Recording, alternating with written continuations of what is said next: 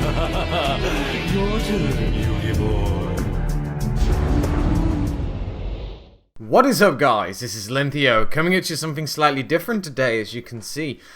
So a lot of people have asked me for kind of replays, examples of the decks that I do. And I thought, you know what, I'm going to give it a go. Normally I don't really like doing it because often it takes quite a lot of time and I don't really have that much time. But I've had a bit of time, been building up this deck profile, and this will already have come out. So this video will be out the next day after the Counter Fairy deck. But I just want to basically give a rundown of a couple of matches with meta and non-meta, how it basically works, and yeah. So the first match here is against Monarchs. I believe I go first. Yeah, so I activate just those two, obviously. So I'm going to break it down and go slower and just say what I do. The face downs, obviously, are the Curse Spin Spell, Ultimate Providence, and Warning after doing the Upstart and the 1 day apiece. So it was pretty good. I feel confident just because of the Ariadne. And it means that I don't know what I'm going up against, but having a Warning, Curse Seal, and Ultimate Providence is pretty good. So I just summoned the Master just in case, just to add a little bit of attack on the field. So I now figure out that, I think it's now, yeah, I figure out that I'm going against Monarchs. And this is pretty funny, because he activates the Stormforth and I Curse Seal it. And I imagine this guy would have been super angry about this. So, yeah, so we'll let that resolve and go through. He summons out the Adia. The Adia gets Aether. Sorry, the Aether gets destroyed. I'm not having any of that on the field. That was the way I was thinking about it. I just don't want that to happen. But it means that I am down to just an Ultimate Providence. So he activates Domain, and I'm fine with the Domain. So the Power Duality comes out with a Card of Demise, and instantly I'm like, I gotta get this Card of Demise. Card of Demise activate, and allows me to draw into another Ariadne with a drastic drop-off as 2. So 2 drastic drop-off, I was like, okay, against Monarchs it could be a hit or a miss, so we'll just have to see how it goes. So for now, I was like, I'll just basically attack for the fun of it. Obviously, there's no damage because of the Card Demise, and decides to just pass. So pass, he draws, activate the first Demise, the first drastic drop-off. I hit a dead Stormforth because obviously you can't use it since I Curse Seal Forbidden Spelled it earlier. So I was like, right, okay, that really didn't go well. So he summons out Adia, does the usual shenanigans, summons out Erebus, and I get rid of Erebus. I'm like, I cannot have you with these monsters on the field. I need to make sure that they are just gone. They just not there, especially to turn off Domain. So that happens. I draw into a pretty dead Grand Horn of Heaven, because of Great Horn of Heaven, because obviously they don't really do much special summoning.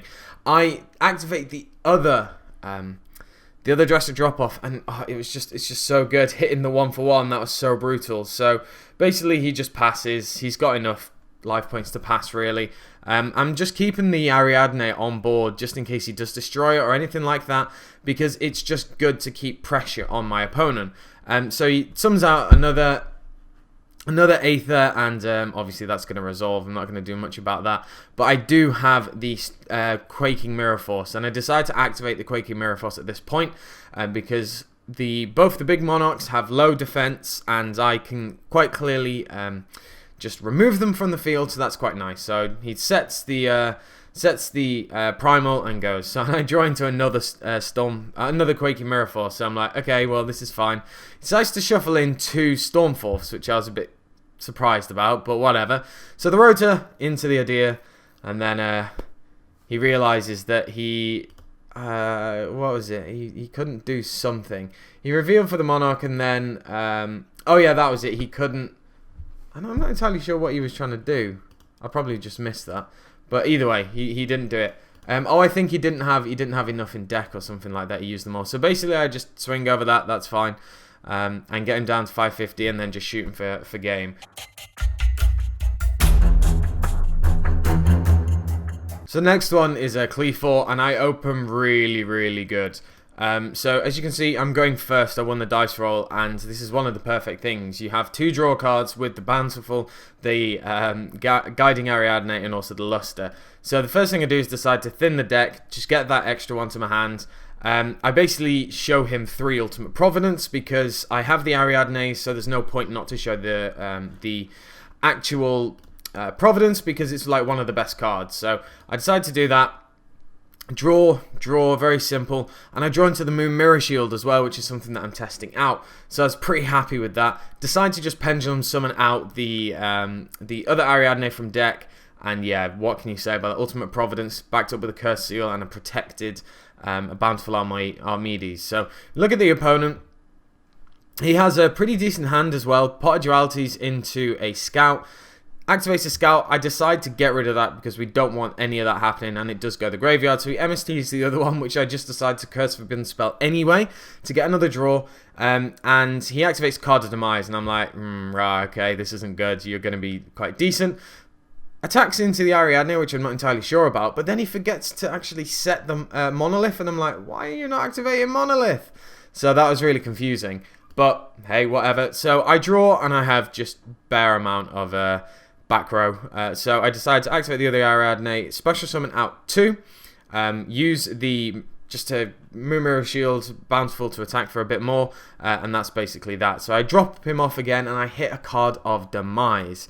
Now at this point, I don't even know why he didn't activate Turnover Soul earlier, but he didn't. So obviously he's going to send back my Bountiful. I decide to put Moon Mirror Shield back onto the top of the deck because I'm going to draw it anyway, and he decides to get the disc, which is fair enough. He's setting up for next turn. Obviously, very standard play. With this, I decide to go for the Card of Demise just to see what I can get. And I basically just got another Curse Seal, which I was like, okay, what I could have done at that point is waited and not activated it. Simply because it meant I could keep up the advantage. I could have attacked and done an extra bit of damage. So I think looking back on that, it was a misplay. But I felt comfortable enough not to be able to die, basically. So I felt in a comfortable position where I could take a risk and see what I would get. So yeah, that was that. He draws into the Bottomless, special summons out the disc and the other one, and basically that was it. He should have really knew that was going to happen. Probably would have should normal summoned and started poking over maybe. I take the Bountiful from the pot of Duality and just pile on the pressure at this point. Just keep attacking.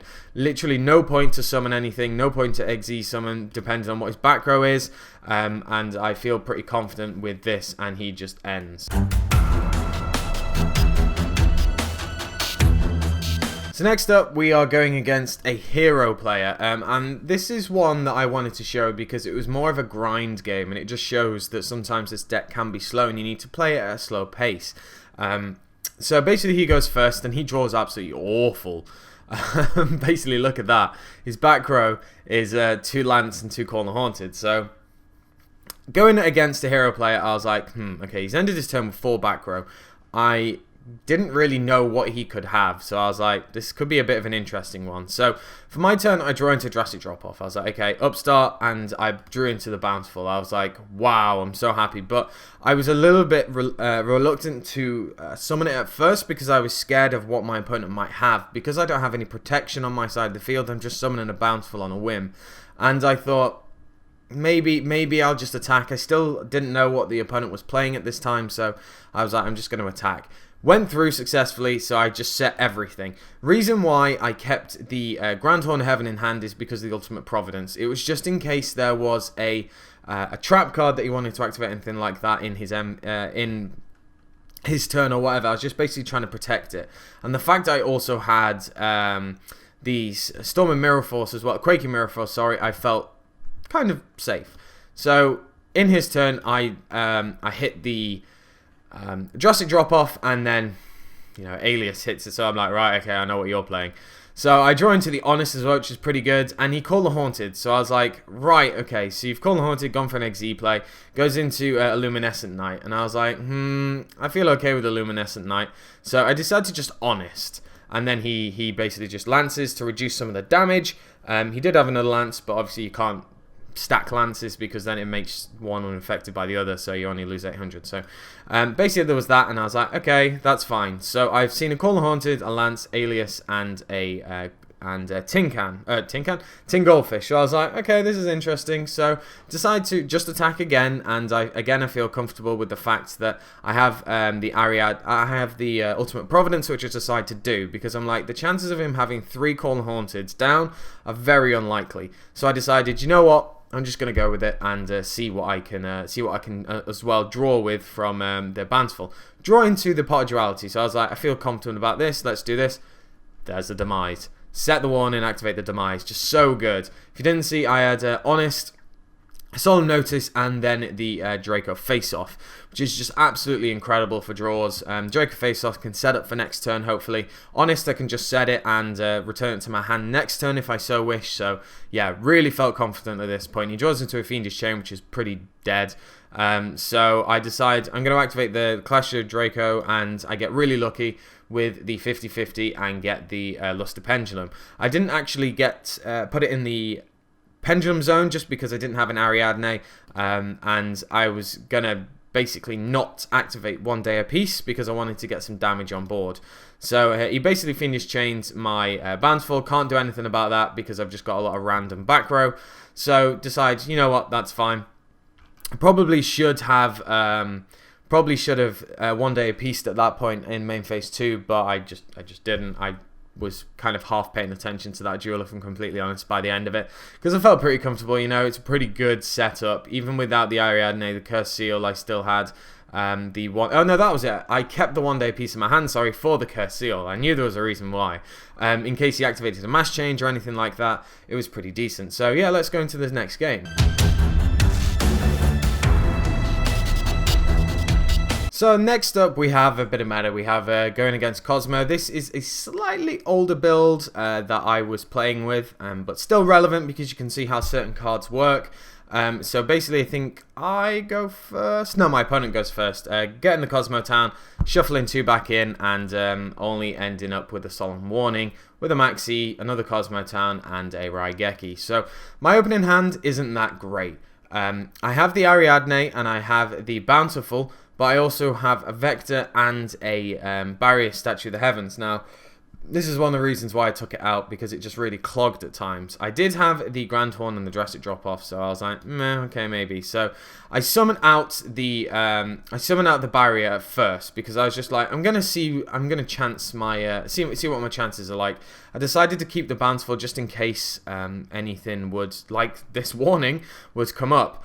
And it was just basically to apply a little bit of pressure, maybe force my opponent into making a mistake or anything like that. Surprised it worked because, you know, yeah. But I guess they just didn't want to deal with the fact that you could only special summon lights. So, yeah, I decided just to set the 2 and then Drastic Drop-Off, hit the Solemn Notice. Really happy about that, and really happy. So, Bountiful goes in, attacks directly, and sets the now new Ultimate Providence. He then activates Reasoning.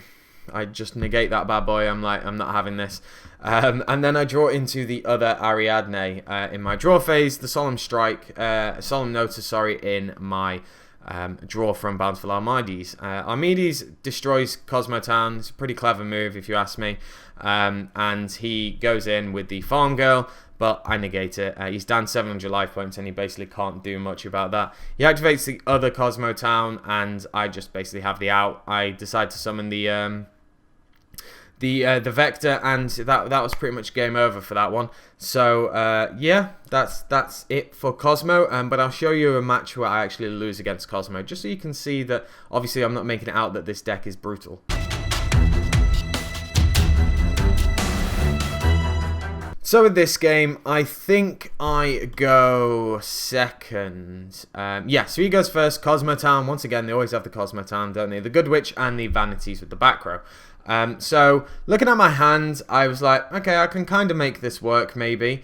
The problem with drawing multiple pendulums in the first turn, especially with the card of Demise, is that do I summon it or do I just activate it and hope that I can get rid of it? It's really difficult. So in this instance, I decide to just activate the other scale and then set the Honest. He activates Vanities, which I'm not entirely sure why, because it's scale 3 and 3, so I was like, okay, whatever, thanks for showing me that. So I activate the card of Demise and draw into the Bountiful, another Pendulum, and 1 day piece. So I was just like, Oh, this is so bad. I hate drawing that. So that Bountiful and that Masked are just dead. They're going in the end phase because I've already normal summoned. I decide to activate the 1 day of peace because why not? I've got nothing to lose. And then Pot of Duality comes out, and basically I have to get the Ultimate Providence to try and stay alive. There go the 2 in my hand, and then he draws. I hit a Terraforming, which isn't that great. He attacks a Good Witch. I'm quite happy with the fact that he didn't do much more than that. And I set the Ariadne that I drew simply because I was like, maybe I can bait something out, and which he did. So this is a really weird one. So Ariadne went to the top of the extra deck, activated his effect. He then noticed it to be like, I'm going to just stop this effect. But he then negated it, it went to the graveyard, and then activated it as well. So I was like, okay. I'm not entirely sure what the ruling on that is, because I never really paid much attention to it. I'll probably check it. If that isn't the ruling, then it didn't make too much of a difference on the matchup.